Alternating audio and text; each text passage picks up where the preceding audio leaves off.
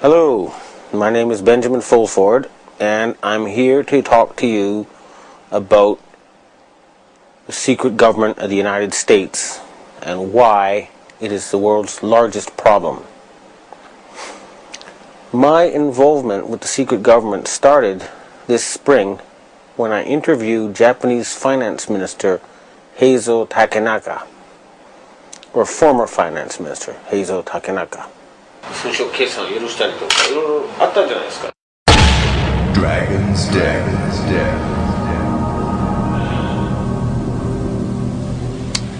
I confronted him with evidence that he had sold out the Japanese financial system to a group of financial companies controlled by David Rockefeller and Rothschilds. The very next day, I got an email from someone who said he was introduced by Mr. Takenaka and he wanted to meet somebody. The person I met gave me this Freemason badge, and he said to me that he was a professional assassin and that I could either stop exposing people, he said I could either continue exposing people and die at the age of 46, or I could become basically Finance Minister of Japan. Now I have all this proof on tape and video. This is apparently what happens to a lot of people on this planet. They get to a certain level and they're told either you join us or you die. And most of them join them, and that way they get the elite in their pocket. And that's the secret of their control. In my case, I would have probably had to do that too. Although, once I realized I had met an honest, genuine, high-level Freemason who told me there were 13 levels of Freemason above the 33rd degree, and that these people were God. There was no God, they were God. So I asked them about their plans to kill people, and they said, yes, there are too many people on the planet. We need to get rid of several billion. And war doesn't seem to work, so we're going to use disease and starvation. Now, I don't know about you, but I couldn't live with something like that. And my first thought was I'll have to pretend to join them and try to, throw them over from the inside. And I suspect a lot of the people inside those groups have the same feeling. They hate being there, but they're scared. But they'd love it if these guys were overthrown. So you got to remember, not everybody in the secret government is evil. In fact, I'd be willing to bet a majority actually want to do good things for the planet, but they're scared. In my case, the very next day after I got this threat and offer of a bribe from the ninja, well, the guy who described himself as a ninja, a Chinese secret society contacted me. It's actually an Asian secret society. It's not Chinese. It's Japanese, Korean, Vietnamese. It's all of Asia. And they offered me protection. And this is their booklet. One of them. This is the booklet of the other. Now, people who know will know this is real. They have 6 million members. More, actually. Including 1.8 million gangsters and a lot of very intellectual people. They can mobilize all public opinion in Asia. So, with their protection, I continued exposing David Rockefeller. And earlier this year, I issued an ultimatum on Rents.com. The answer to the ultimatum was that the self-described assassin told me there would be an earthquake in Niigata Prefecture, Japan. And 2 days later, there were, on 2 consecutive days, earthquakes right on top of Japan's largest nuclear power plant. And I'll try to present this to people in the future. There was video taken of a ball of plasma in the atmosphere above Niigata on that day. So his answer was to hit a nuclear power plant with an earthquake machine and kill innocent people. Now I say, why on earth would I not then retaliate? Well, that would be playing into his strong hand now, wouldn't it? he controls a lot of violence, a lot of instruments of death. The people who are behind him, these Sabbatean sects of Satanists, would love to trigger World War III. And I'm not going to give them that excuse. So instead, the Chinese societies and the Asian countries, you may have noticed, have started dumping dollars, big time. And they've stopped going to G8 meetings in Davos.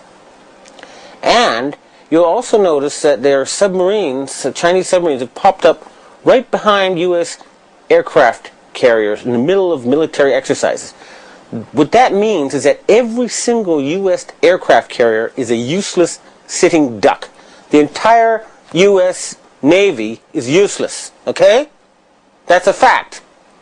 Secondly, all their satellites are useless, okay? And that's just the beginning. The screws will get tighter and tighter. The United States economy depends on Asian money. They need to borrow $850 billion a year just to keep going.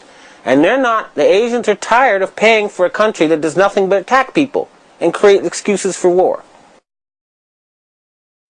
A lot of people are wondering why a picture of me smiling beside David Rokfeller appeared on the internet.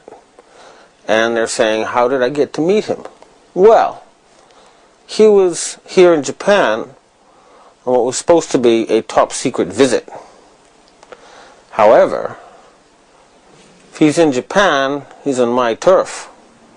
And it was pretty naive of him to think I wouldn't know he was here and I wouldn't know where he was. Now, I could have had him brought to me all tied up with a vibrator up his ass, just like happened to that reporter for the Yomiuri newspaper in April when he got too close to these people. But I don't think torture is a very polite way of talking to people, and nor is it very productive.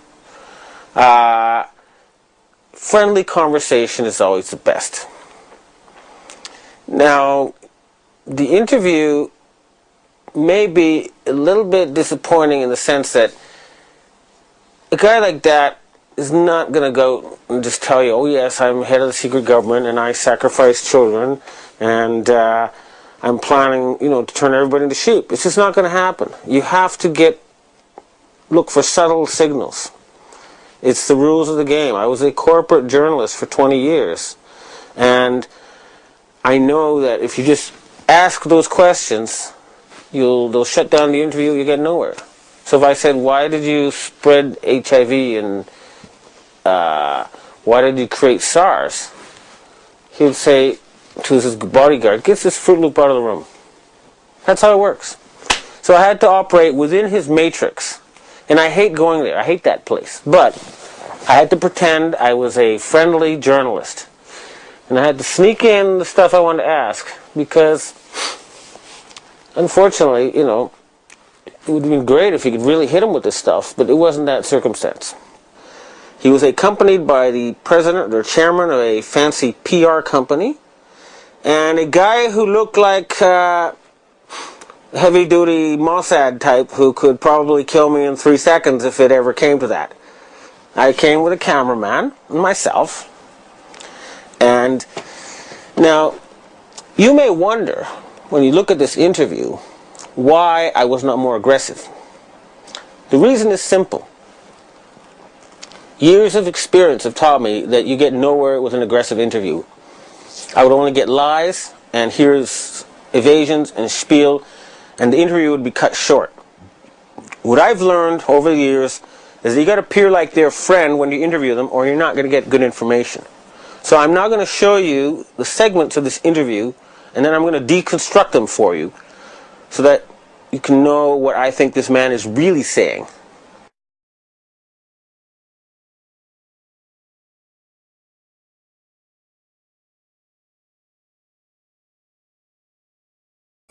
Ben, want to get into the world situation and so on, and I would think, when we talk about the state of the world and the possibility of conflict and so on, I think you dismiss these things, in terms of whether there's going to be another war and all of that.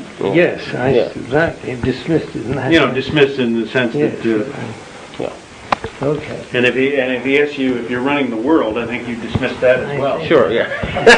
I think we can dismiss that before we start. Okay. Well, all right. So let me start though. I know that I've read quotes from you before, and I believe also from your memoirs, where you have said that you would like to see the formation of a world government. What sort of vision do you have for, humanity to stop war and get its act together? So. Well, I'm afraid I have to start with what you recall. I don't recall that I have said, and I don't think I really feel, that we need a world government. We need governments of the world that work together and collaborate, but I can't imagine that there would be any likelihood, or even that it would be desirable, to have a single government elected by the people of the world. So I think whatever you heard was misrepresented my feelings. Okay. So the first question is, he says, I don't want a government of the world elected by the people of the world. Okay, that's the key little sort of wiggle thing there. He likes a secret government of the world, is my guess, not one actually elected by the people of the world. Okay? This is the key to understanding this. And he's denying the quote that everybody's heard of him that comes from his own memoirs. So that's his official face. I don't want a world government, but only if it's elected by the people. There's a quote if you go to Wikipedia and Google under David Rockefeller saying yes. that. Now, what I've told you is my feeling. Well, you're the man.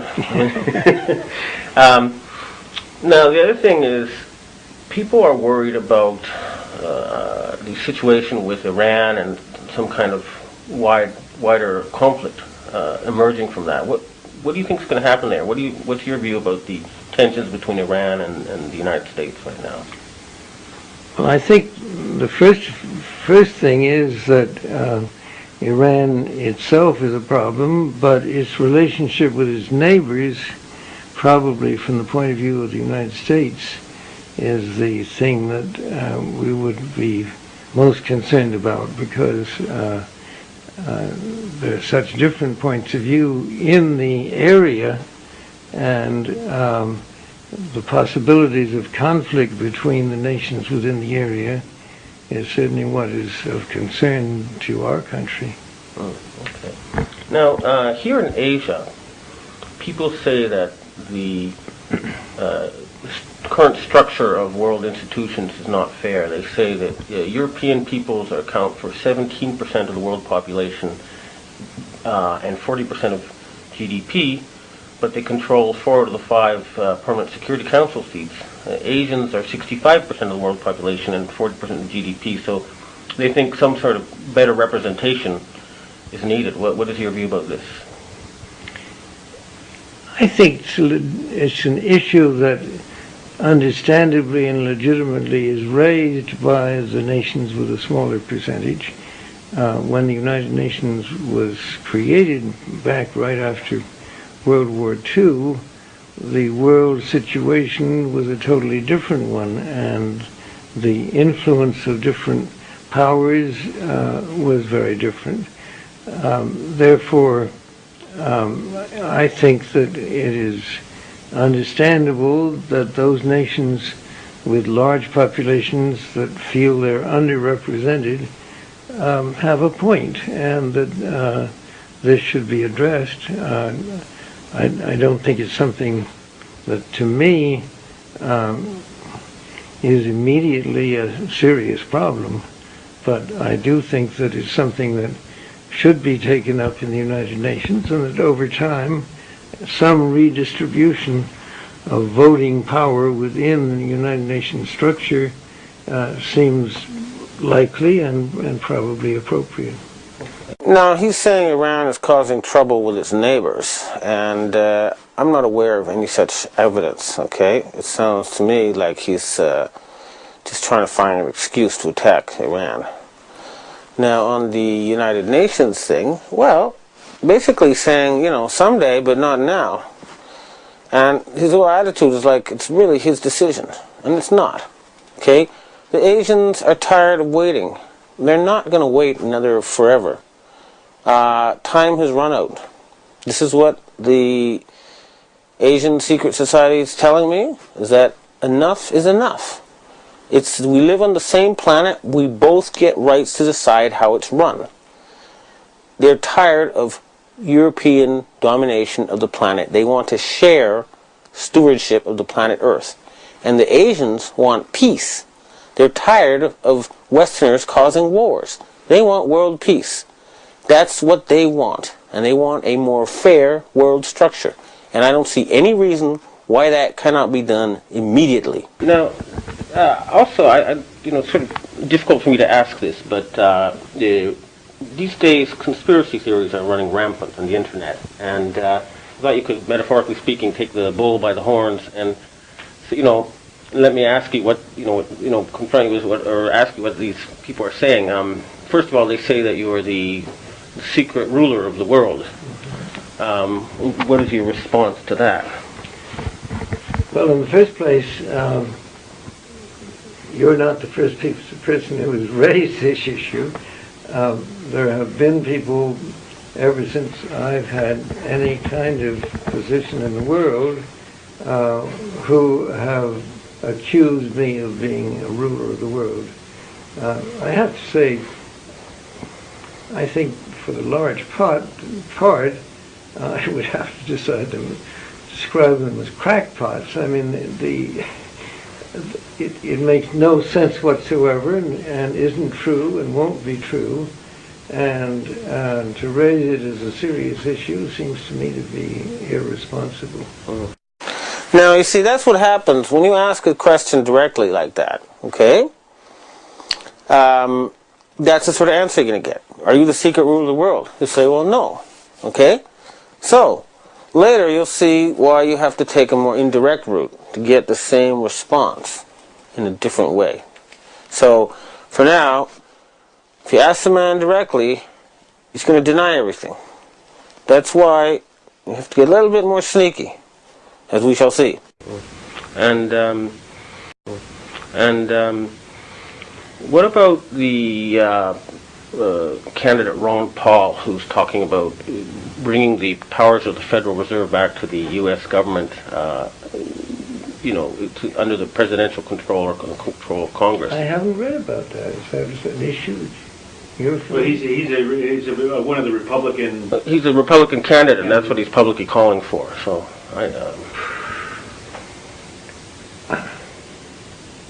I would not look upon that as one of the great issues that needs to be addressed at this time. When you ask about Ron Paul, you got to look at his face and see, the look, right? It's like, what? And it's like, is this true? Like, why haven't you dealt with this? But it's clear that he's so far removed from what's happening that he doesn't even know that Ron Paul exists or is out to take the Fed back. That's how far above the clouds this man thinks he is, or is insulated by his coterie. The source of his power is under threat, and they don't even tell him. And anyway, it's the look on his face that tells you the true story. What do you think the great issues are? Running our own country better and having our own country play a more balanced and effective role in the world. Okay. And what's wrong now with the way it's running, the U.S. government? I mean, you mean wrong with our country, or? Yes. Mm-hmm. I think one of the things that is needed is the fact that I don't think enough people in high positions in our country accept the importance of our world role with sufficient gravity. I mean, in other words, I think the tendency, because of politics and getting elected, is to stress local issues, and of course they are important, but I would like to see more of the leaders of our country spend more time in traveling, for one thing, getting to know the world, and studying history. To me, one of the sad things about our country is that our leadership, to a greater extent than I would like, is more concerned about very domestic issues than they are about our relations in the world. In this particular case, I have to agree. There's a joke going around in the world. What do you call somebody who speaks 3 languages? Trilingual. What do you call someone who speaks 2 languages? Bilingual. And what do you call someone who speaks 1 language? American.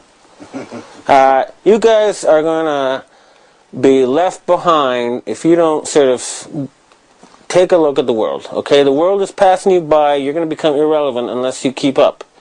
You're going to lose to people who speak 2 or 3 languages and know 2 or 3 cultures. That's a warning. He's right on the mark that time, I'm afraid to say. You guys are not the center of the world anymore. And the sooner you figure that out, the better it is for everybody.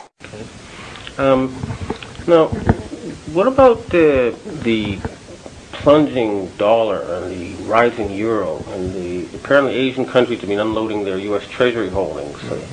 Are you worried about the economic situation now? Well, I think that that has to be related to the problems within our own country, and in the ones reading about in the papers today, that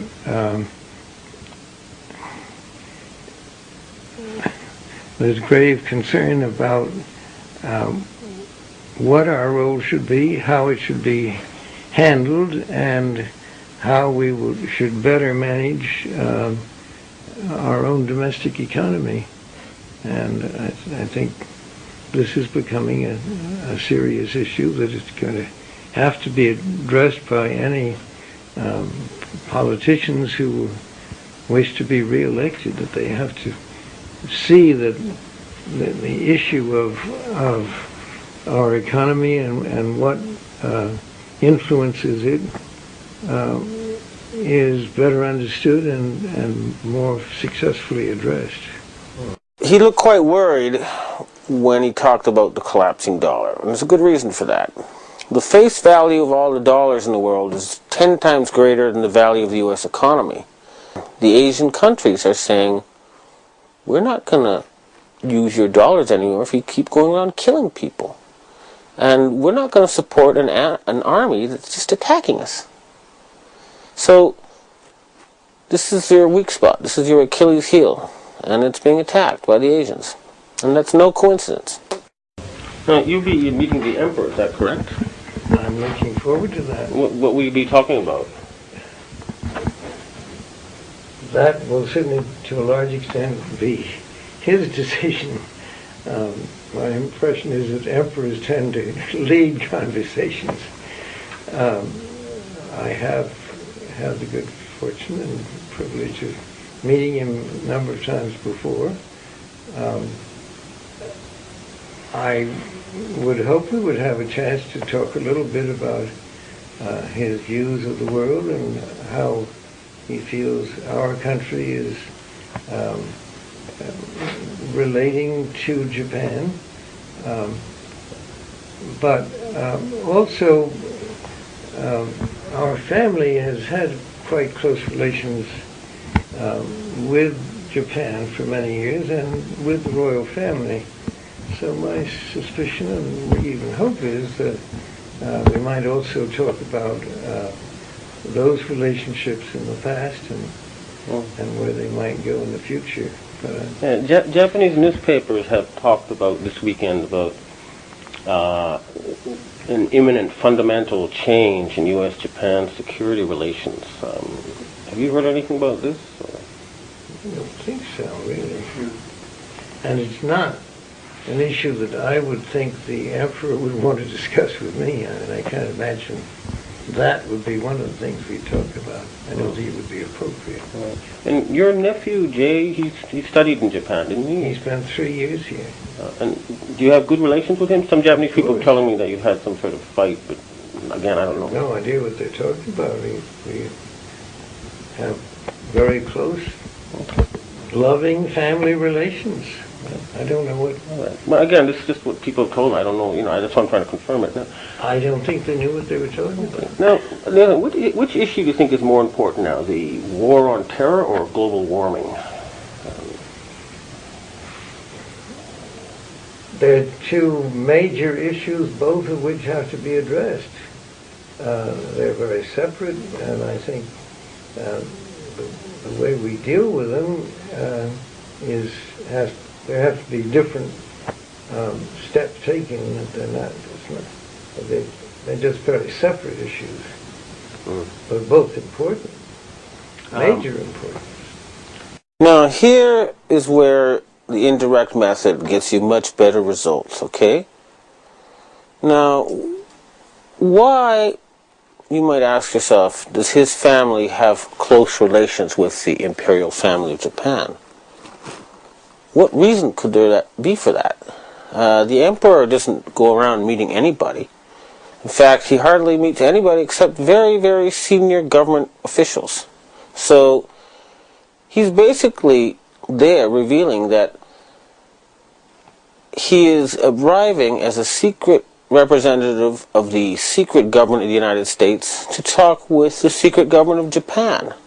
So here you have it. This is where he's admitting what he's denying earlier. That's the only explanation I can think of.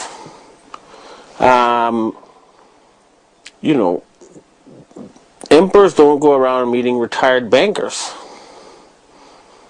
And they don't go summoning them, especially during a crisis in U.S.-Japan security relations. Now, do they?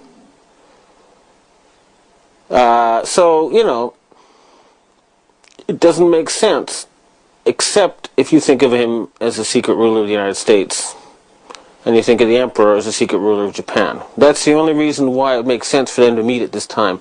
So everything you read in the newspapers about U.S.-Japan relations eventually is a result, I guess, of this secret meeting.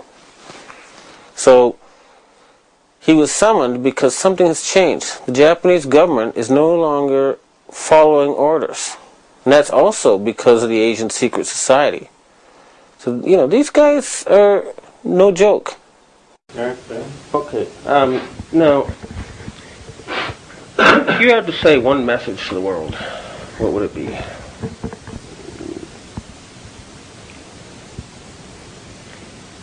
I think that the best hope for peace and prosperity in the world is greater cooperation among nations, which in turn will be produced if both our governments and the people of our countries travel more and get to know each other better.